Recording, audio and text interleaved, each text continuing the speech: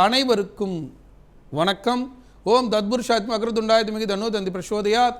ஓம் தத்புருஷாத் மகாசனா திமிகி தன்னோ சண்முக பிரசோதயாத் என்ற விநாயகப் பெருமான் முருகப்பெருமான் திருவடிகளை பற்றி இன்றைய சிறப்பு பதிவை காண்போம். இன்றைய சிறப்பு பதிவில் நாம் பார்க்க இருப்பது பங்குனி உத்திரம். ஒவ்வொரு மாதமும் வரக்கூடிய இந்த பௌர்ணமி திதியானது சிறப்பு வாய்ந்தது. அந்த சிறப்பை வைத்துதான் அந்த மாதத்தினுடைய திருவிழாக்களை நாம் கணக்கிடுகிறோம். சித்திரமான சித்ரா பௌர்ணமி, வைகாசி விசாகம், ஆனி திருமஞ்சனம், ஆவணி அவிட்டம், இப்படியாக பௌர்ணமி திதியை நாம் கொண்டாடி மகிழ்கிறோம்.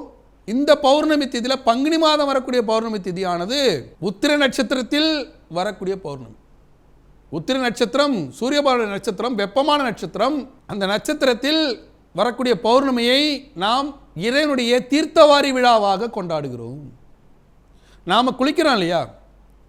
வெயில்னா இன்னும் நம்ம என்ன பண்ணோம், காலையில் ஒரு குளியல் போடுவோம், சாயங்காலம் ஒரு குளியல் போடுவோம். அதே போல் இறைவனை குளிக்க வைப்பதற்கான நாள் அப்படின்னா அது பங்குனி உத்திர நாள். அப்போ மற்ற நாள்லாம் இறைவன் குளிக்க மாட்டாரா அப்படின்னு கேட்கக்கூடாது.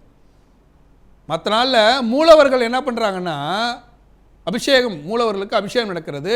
பெருமாள்னா திருமஞ்சனம் செய்கிறாங்க. உற்சவமூர்த்திகள் எல்லாம் திருவிழா காலங்களில் மட்டுமே அபிஷேகம் பார்க்கிறார்கள். மற்ற நேரங்களில் அவங்க அந்த உற்சவமூர்த்தியுடைய ஓய்விடங்களில் ஓய்வாக இருக்காங்க. ஆனால் இந்த பங்குனி உத்திர நாளில் அந்த உற்சவமூர்த்திகளுக்கு தீர்த்தவாரி செய்வது சிறப்பு வாய்ந்தது. இறைவன் தீர்த்தவாரி என்பது இறைவன் மனமாற இந்த வெயில் காலத்தில் அங்கே இருக்கக்கூடிய திருக்குளங்களில் நீராடுவதற்கான விழா தான் பங்குனி உத்திர திருநாள். பொதுவாகவே நம்மளுடைய ஆன்மீகமும் அறிவியலும் ஒன்றிணைந்தது. அறிவியலோடு இணைந்தது தான் ஆன்மீகம். வெயில் காலங்களில் வெப்பத்திலிருந்து தன்னை தற்காத்துக் கொள்வதற்காகவும் அந்த சூழலை சமாளிப்பதற்காகவும் திருவிழாக்களை நடத்தினார்கள். அந்த திருவிழாக்கள் ஒன்றுதான் இந்த பங்குனி உத்திர திருநாள். பங்குனி உத்திர திருநாள் என்பது முருகப்பெருமானின் கோவத்தை தணிப்பதற்கான விழா. பொதுவாகவே முருகப்பெருமான் செவ்வாயின் காரகத்துவம். நவகிரகங்களில் செவ்வாய் வாய். செவ்வாய்னா வாயின் அர்த்தம், கோவன் அர்த்தம், சிகப்பு, ரத்தம், இவற்றின் காரகம் செவ்வாய். அதனுடைய அதிபதி முருகப்பெருமான். அப்படி ஒரு கோவக்கார முருகப்பெருமானை தீர்த்தவாரி செய்வதற்கான விழா தான் இந்த பங்குனி உத்திர திருநாள். இந்த ஆண்டு இந்த பங்குனி உத்திர திருநாள் என்பது மார்ச் மாதம் 31ஆம் தேதி 31/3/2026 செவ்வாய்க்கிழமை மாலை தொடங்கி அடுத்த நாள் புதன்கிழமை 1/4/2026 புதன்கிழமை மாலை நிறைவு பெறுகிறது. இதில் நம்ம 2 விஷயத்தை கணக்கிடணும். ஒன்று திதி, இன்னொன்று நட்சத்திரம். பௌர்ணமி திதி, உத்திர நட்சத்திரம். இந்த பௌர்ணமி திதியானது 1/4/2026 புதன்கிழமையில காலை 7:57 அடுத்த நாள் 2ஆம் தேதி காலை 7:37 வரை பௌர்ணமி திதியானது இருக்கு. உத்திர நட்சத்திரம் என்பது 31ஆம் தேதி செவ்வாய்க்கிழமை மாலை 3:57 அடுத்த நாள் மாலை 1ஆம் தேதி 31ஆம் தேதி 3:57 1ஆம் தேதி 3:47 வரைக்கும் உத்திர நட்சத்திரமானது இருக்கிறது. இந்த காலகட்டத்தில் முருகப்பெருமானை கோயில்களில் நாம் வழிபடுகிறோம். சரியாக குறித்துக் கொள்ளுங்கள். பங்குனி உத்திர திதியானது 1ஆம் தேதி காலை 7:37 2ஆம் தேதி காலை 7:57 வரை பௌர்ணமி இருக்கிறது. உத்திர நட்சத்திரம் 31ஆம் தேதி மாலை 3:37 1ஆம் தேதி மாலை 3:57 வரை இருக்கிறது. இந்த காலகட்டத்தில் முருகப்பெருமானை நாம் வழிபட வேண்டும். கோயிலில் போய் தீர்த்தவாரி நடைபெறும்.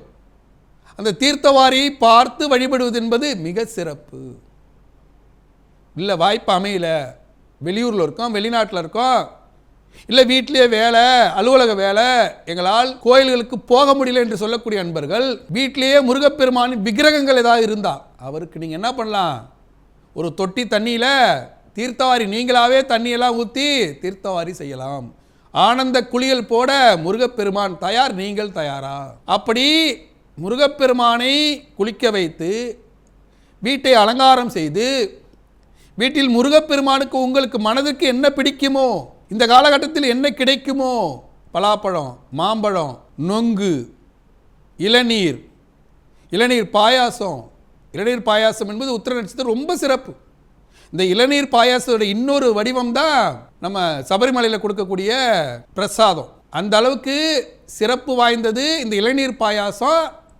இந்த நேரத்தில் பங்குனி உத்திர விழாவில் ரொம்ப முக்கியம் இளநீர் பாயாசம். இதை மாதிரிலாம் செய்து படையல் போட்டு காலை விரதம் இருந்து மதியம் முருகப்பெருமானுக்கு தீர்த்தவாரி செய்துவிட்டு படையலிட்டு வழிபடும்போது வாழ்க்கையின் அத்தனை சந்தோஷங்களும் தந்தை மகன் உறவுகளுக்கும் அதிகார பதவி கிடைக்கும், தீயால் ஏற்படக்கூடிய பயம் நீங்கும். சிவகாசியில் வாழக்கூடிய அன்பர்கள், தீ சம்பந்தப்பட்ட பொருளை கையாளக்கூடியவர்கள், சமையல் கலை வல்லுநர்கள், சமையல் தொழிலை செய்பவர்கள், அடுப்பங்கரையில் இருக்கக்கூடிய பெண்கள், எங்கெல்லாம் தீ காயம்படும் என்று அச்சப்படுகிறீர்களோ, தீ காயத்தால் பாதிக்கப்பட்டிருக்கிறார்களோ அவர்கள் எல்லாம் பங்குனி மாத உத்திர நாளில் முருகப்பெருமானுக்கு தீர்த்தவாரி செய்து வழிபடுவது என்பது மிகப்பெரிய சிறப்பை தரும். தீ பயத்தை நீக்கும், தீயால் வரக்கூடிய கட்டத்தை நீக்கும். அப்படி ஒரு அற்புதமான வழிபாடு பங்குனி உத்திர வழிபாடு. இந்த நேரத்தில் ரொம்ப நம்ம கவனமாக கொள்ள வேண்டிய விஷயம் என்னென்னா, வீட்டில் விக்கிரகம் இல்லைப்பா, வெறும் சாமி படம் தான் நான் வச்சுருக்கேன், தப்பு இல்லை. சாமி படத்திற்கு மனதார ஆனந்த குளியல் நீங்கள் போட்டுட்டு சாமி படத்தை கழுவி மனதார பிரார்த்தனை செய்து முருகப்பெருமானை வழிபடுவது, அருணாச்சலேஸ்வரர் வழிபடுவது, பங்குனி உத்திரத்தில் அருணாச்சலேஸ்வரர் வழிபடுவது என்பது சிறப்பை தரும். இந்த விசுவாச வருஷத்தை ஆள்வதும் அருணாச்சலேஸ்வரர் தான், அதுவும் சிறப்பை தரும். இந்த பங்குனி உத்திர நாளில் ஐயப்பன் வழிபாடு, ஐயப்பன் ஆராட்டு நடைபெறும் சபரிமலையில். ஐயப்பனை வழிபடக்கூடிய அன்பர்கள், ஐயப்ப பக்தர்கள் பங்குனி உத்திர நாளில் விரதம் இருந்து ஐயப்பனை வழிபடுவது என்பது உங்களுக்குள் இருக்கக்கூடிய கோபதாபத்தை நீக்கும். நெருப்பு மாதிரி எனக்கு கோபம் வருது, வீட்டில் நான் கண்ணாவுடன் திட்டிடுறேன், அலுவலகத்தில் நான் ரொம்ப கோபமாக நடந்துக்கிறேன் அப்படின்னு சொல்லக்கூடிய அன்பர்கள், ஐயப்ப பக்தர்கள், பங்குனி உத்திர நாளில் ஐயப்பன் வழிபாடு என்பது உங்கள் கோபத்தை குறைத்து நல்ல சிந்தனைகள் தோன்றுவதற்கு, நல்ல செயல்கள் நடைபெறுவதற்கு கை கொடுக்கும். இந்த அற்புத நாளில் பங்குனி உத்திரத்தில் முருகப்பெருமானை வழிபடுவது என்பது சிவபெருமான் வழிபாடு. அருணாச்சலேஸ்வரராக வழிபட வேண்டும். அருணாச்சலேஸ்வரராக பங்குனி உத்திர நாளில் சிவபெருமானை வழிபடுவது, முருகப்பெருமானை வழிபடுவது, ஐயப்பனை வழிபடுவது என்பது உங்களுடைய கோபதாபத்தை நீக்கும், நெருப்பால் ஏற்படக்கூடிய கண்டத்தை நீக்கும்.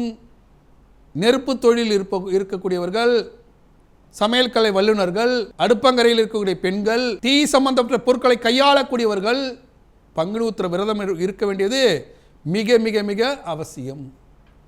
இவற்றை சரியாக கையாண்டு பங்குனி உத்திர விரதம் இருந்து முருகப்பெருமானை வழிபட்டு தீயால் ஏற்படக்கூடிய கண்டங்கள் நீங்க பெற்று வாழ்க்கையில் அடுத்த கட்ட நிகழ்வுக்கு நகர்ந்து வாழ்க்கையில் கிடைக்கக்கூடிய அத்தனை சந்தோஷங்களும் கிடைக்கப்பெற வேண்டும். அதற்கு சரியான படையல்னால் ரொம்ப நீங்கள் போய் அழட்டிக்க வேண்டிய அவசியம் இல்லை. உங்களுக்கு என்ன கிடைக்குமோ, உங்களிடம் என்ன இருக்கிறதோ, இறைவன் என்ன கேட்குறாருன்னா உண்மையான அன்பு. கண்ணப்பனார் என்ன பண்ணுறாருன்னா கறி வைத்து படைத்தார், அதற்காக இறைவன் அவர்கிட்ட கோச்சிக்கல, அவரோட உண்மையான அன்பை தான் மெச்சினார். உங்கள்கிட்ட என்ன கிடைக்குமோ, கடன் வாங்கி கடவுள் எந்த விஷயத்தையும் செய்ய சொல்லலை, உங்கள்கிட்ட என்ன கிடைக்குமோ அதை வைத்து படையலிட்டு முருகப்பெருமானை வழிபடணும்.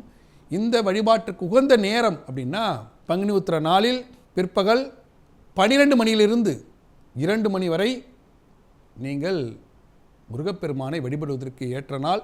மாலை பொழுதாக இருந்தால் 4:30 மணிலிருந்து 6 மணி வரைக்கும் படையில் இடுவதற்கு ஏற்ற நாள். காலையில் பங்குனி உத்திர நாளில் 10:30 மணிலிருந்து 12 மணி வரைக்கும் இறைவனுக்கு தீர்த்தவாரி செய்வதற்கு உகந்த நேரம். இவற்றையெல்லாம் சரியாக பயன்படுத்தி பங்குனி உத்திர விரதம் இருந்து எம்பெருமானின் முருகப்பெருமானின் அருளாசி கிடைக்கப்பெற்று நலமாக வளமாக வாழ வாழ்த்துக்கள். மீண்டும் இதே போல் ஒரு பதிவில் உங்களை சந்திக்கும் வரை உங்களது விடைபெறுவது உங்கள் வாழ்வியல் ஜோதிடர் டாக்டர் சீதா சுரேஷ். நன்றி, வணக்கம்.